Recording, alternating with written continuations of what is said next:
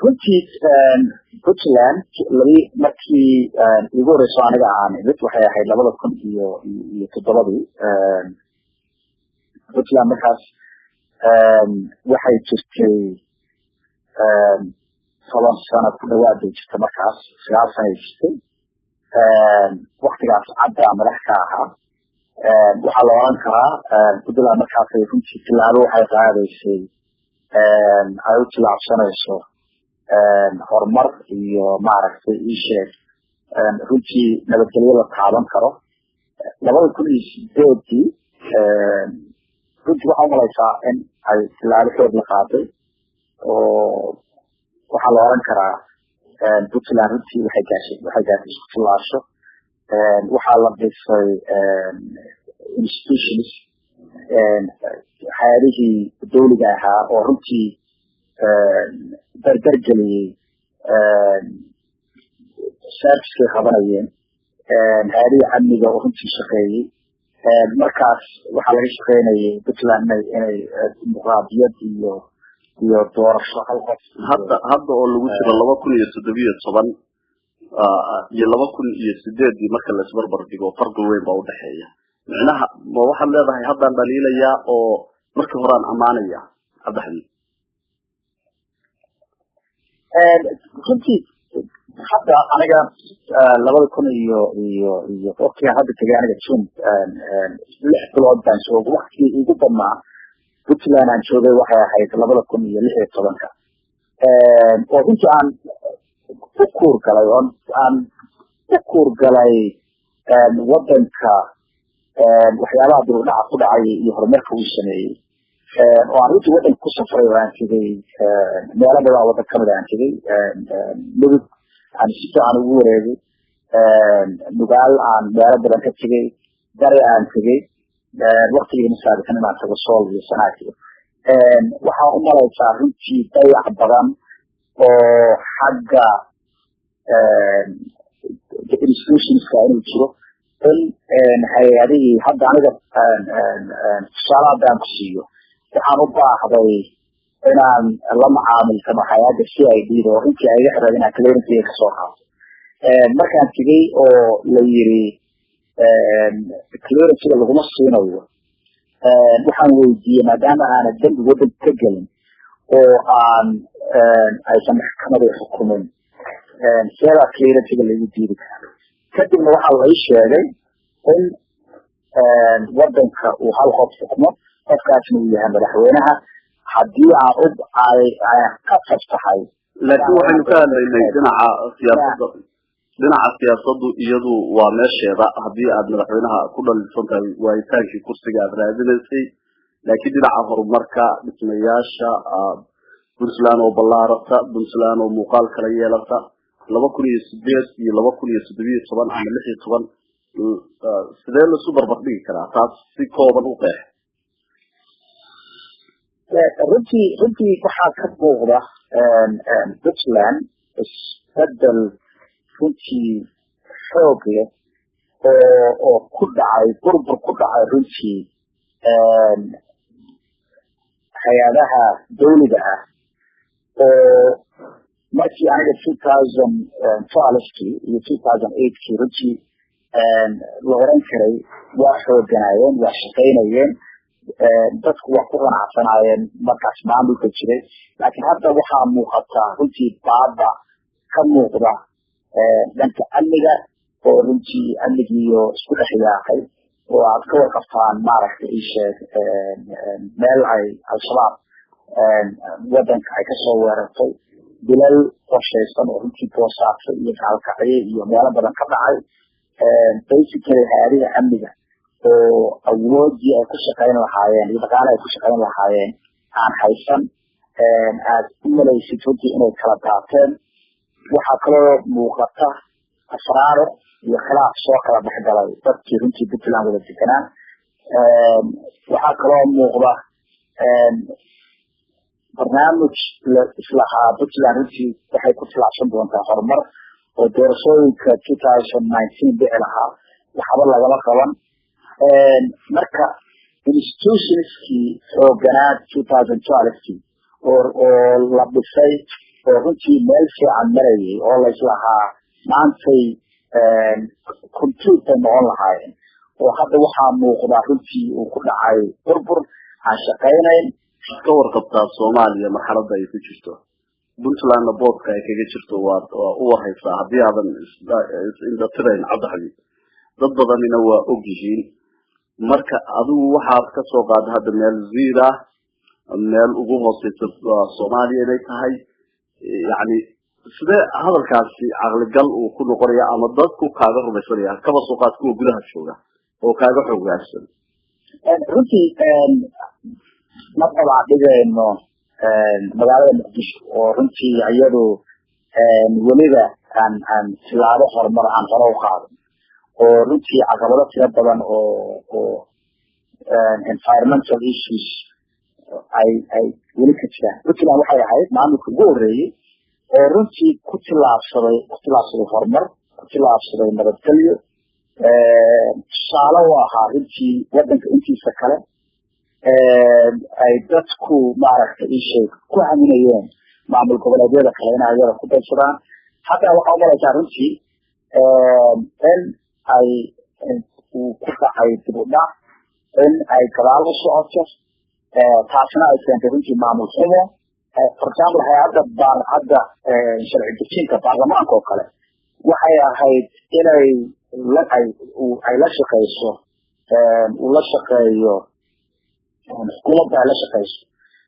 Madaxweynaha markii loo yeeray oo ay dalaacday baarlamaanka damca inuu la xisaabtamo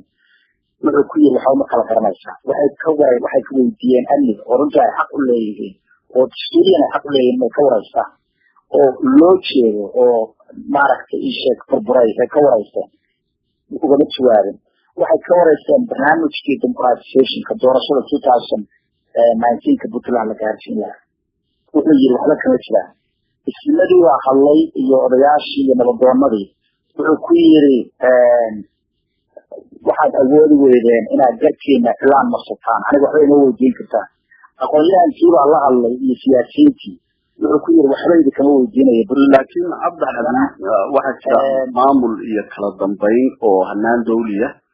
iyo mid aragti dadweynaha oo qofkii hadlaaba haddii la dhaho hadalkiisa waa la qaadanayaa taas soo muujimayso jantar rugan runtii anigu hadda maleysi qof kastoo hadla hala qaad ra'yigiisa laakiin hay-adda sharci dejinta baarlamaanka xaqa bay u leedahay inay madaxweynaha la xisaabtanto. markii su'aalo saxa oo dastuuriyan saxa ay weydiiyeen madaxweyne wuxuu ku yiri ima weydiin kartaan hal su'aal uma jawaabin. dhaqaalaha ay weydiiyeen oo runtii burburay unaba aysan mushaar qaadan oo shaqaalihii kaloo dowladda aysan mushaar ilaa hadda aysan qaadan 9 bilood sida la sheegay.